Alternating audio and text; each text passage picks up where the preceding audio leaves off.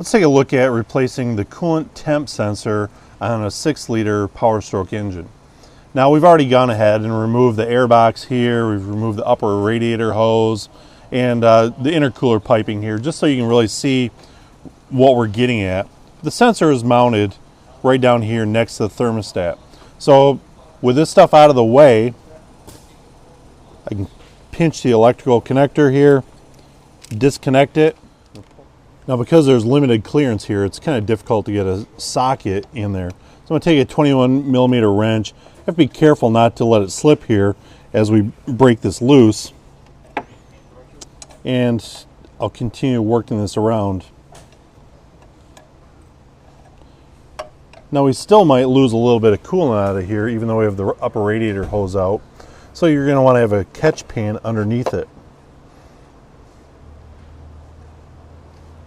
So we've removed our old sensor.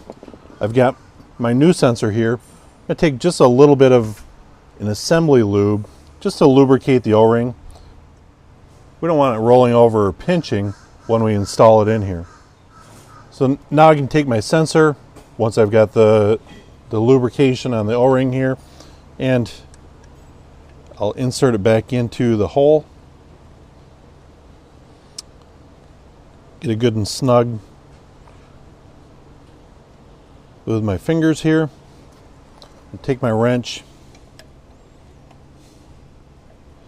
get it good and tight, being careful again not to let my wrench slip off and snap the sensor off.